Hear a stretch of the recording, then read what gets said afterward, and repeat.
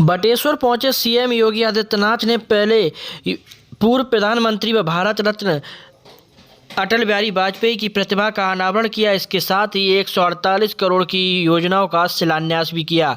पूर्व प्रधानमंत्री व भारत रत्न अटल बिहारी वाजपेयी की जयंती के अवसर पर उनकी पैतृक भूमि पर पहुंचे सीएम योगी आदित्यनाथ ने सबसे पहले उनकी मूर्ति का अनावरण किया। इसके साथ ही 148 करोड़ की योजनाओं का शिलान्यास भी किया। इस अवसर पर बटेश्वर पहुंचे सीएम योगी आदित्यनाथ का भाजपा के पदाधिकारियों के साथ साथ कार्यकर्ताओं ने भी जमकर स्वागत सत्कार किया। वहीं योगी आदित्यनाथ ने हाथ हिलाकर सभी का जमकर अभिवादन भी किया। सीएम योगी आदित्यनाथ ने इस मौके पर बटेश्वर पहुंचते ही सीएम योगी आदित्यनाथ ने बटेश्वर गांव में अटल जी की प्रतिमा का अनावरण कर अटल जी की याद में उनके नाम पर बने संस्कृति संकुल केंद्र म्यूजियम का लोकार्पण किया।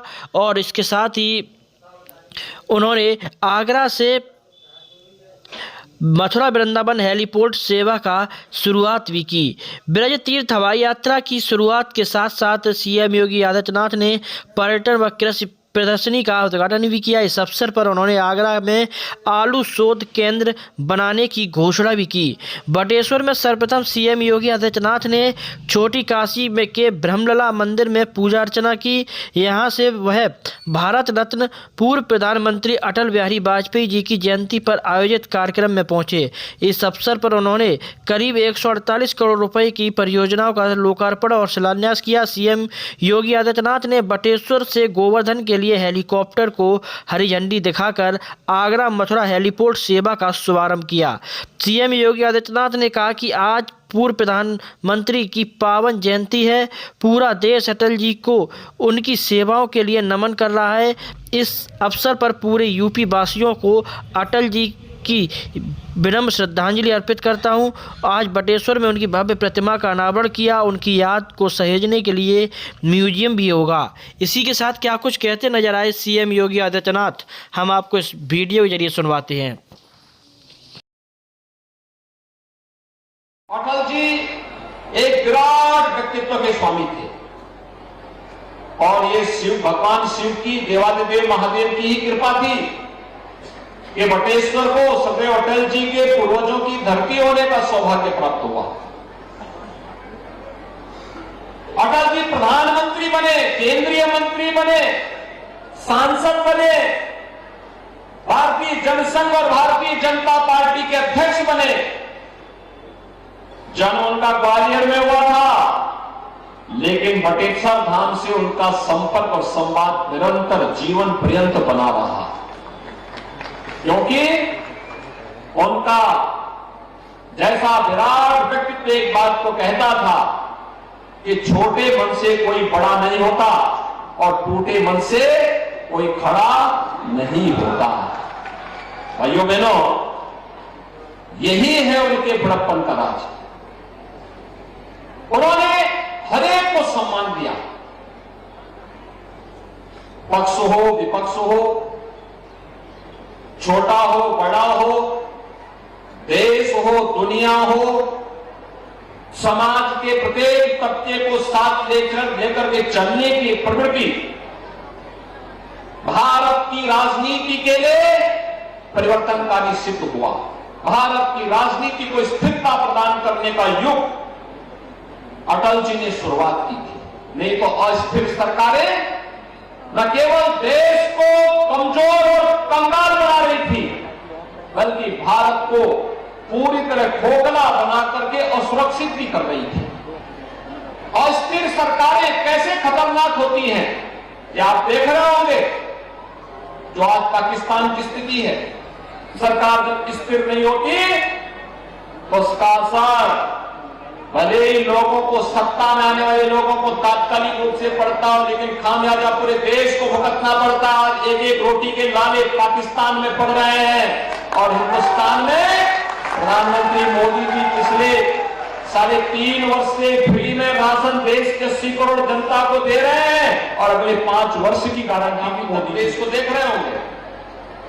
सदैव अटल जी ने जो आधारशिला विकास की रखी थी, पिछली सरकारों ने कितना भी उसमें बिगाड़ने का प्रयास किया, लेकिन जैसे ही आपका आशीर्वाद डबल इंजन की भारतीय जनता पार्टी को सरकार को प्राप्त हुआ। आपने देखा होगा उत्तर प्रदेश आज के दिन पर देश के अंदर सर्वाधिक विकास दर वाला राज्य बना है। जब हमारे पास सत्ता आई थी तब उत्तर प्रदेश की अर्थव्यवस्था देश की छठी अर्थव्यवस्था मानी जाती थी और आज नंबर 2 की अर्थव्यवस्था उत्तर प्रदेश ने हासिल की है। ये सब अटल जी का आशीर्वाद है, ईश्वर की कृपा है, मोदी जी का मार्गदर्शन है, आप सबका सहयोग है और परिणाम आपके सामने है। यही उत्तर प्रदेश कानून व्यवस्था जहां ध्वस्त थी, बेटियां स्कूल नहीं जा पाती थी, बहनें मार्केट नहीं जा पाती थी, किसान खेत में नहीं जा पाता था, कोई व्यापारी रोजगार में अपने व्यापार को नहीं कर पाता था, नौजवानों के लिए रोजगार नहीं था, विकास कार्यों के लिए भटकना होता था, विकास के पैसे का बंदरबाट होता था।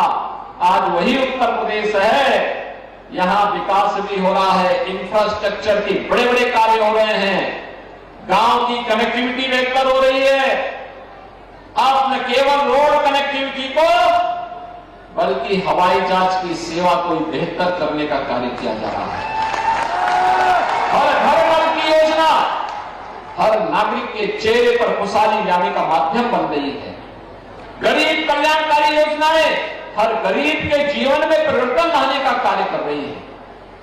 ये वही कार्य है पर्यटन की दृष्टि अगर आप देखेंगे इतना परिवर्तन हो गया है। जब हम लोग 17 में आए थे तो भारत के अंदर उत्तर प्रदेश तीसरे स्थान पे था और आज कोसों दूर तक उत्तर प्रदेश के सामने कोई नहीं खड़ा है, क्योंकि उत्तर प्रदेश की जैसा विराट व्यक्तित्व हम सबको एक नई दिशा देता है। और प्रदेश सरकार ने और केंद्र सरकार ने डबल इंजन की जो सरकार है, इस सरकार ने सीधे तय किया 18 अटल आवासीय विद्यालय, गरीबों के बच्चे, श्रमिकों के बच्चे वहां पढ़ रहे हैं। आप आगरा में अटल आवासीय विद्यालय में जाकर के देखिए, और गरीबों के बच्चे तो भटकते थे, कोई प्रोत्साहन नहीं था। आज उन बच्चों के लिए कैसा अच्छा आधुनिकतम इंफ्रास्ट्रक्चर के विद्यालय बन रहे हैं। ये अटल जी की प्रेरणा थी, प्रधानमंत्री मोदी जी का मार्गदर्शन और नेतृत्व था। उत्तर प्रदेश सरकार ने सफलतापूर्वक उसको लागू किया। हम प्रभावी ढंग से इसको लागू करने जा रहे हैं। एक इंटरनेशनल पोटैटो सेंटर, आलू के लिए शोध करने के लिए एक अंतर्राष्ट्रीय केंद्र के लिए हम लोगों ने आगरा में लैंड उपलब्ध करवा दी है भाइयों बहनों, और अब अंतर्राष्ट्रीय पोटैटो सेंटर, यहां पे रिसर्च सेंटर बनेगा। आलू की कौन सी किस्म की मांग दुनिया में है, देश में है, वह बीज भी उपलब्ध कराएगा और साथ साथ फूड प्रोसेसिंग के क्षेत्र में कहां कहां पे इस आलू का उपयोग होना है उसके लिए मार्केट भी उपलब्ध कराने में योगदान देगा। हमारे अन्नदाता किसानों की आमदनी को कई गुना बढ़ाने में इससे मदद मिलेगी। और भी अनेक कार्यक्रम लेकर के आज कृषि विभाग आपके पास है। एग्जीबिशन जो लगी हुई है ना, इस एग्जीबिशन को 3 दिनों तक अवलोकन करें, देखें, ढेर सारी जानकारी मिलेगी। रजिस्ट्रेशन करिए, शासन की योजनाओं का लाभ लीजिए। सरकार ने तय किया है कि अगले 2 वर्ष के अंदर 50,000 से अधिक किसानों को हम लोग सोलर पैनल उपलब्ध कराएंगे, जिससे डीजल के पंपिंग सेट से मुक्ति मिले और सूरज की रोशनी से उसके खेत में पानी पहुंचाने की पुख्ता व्यवस्था हो।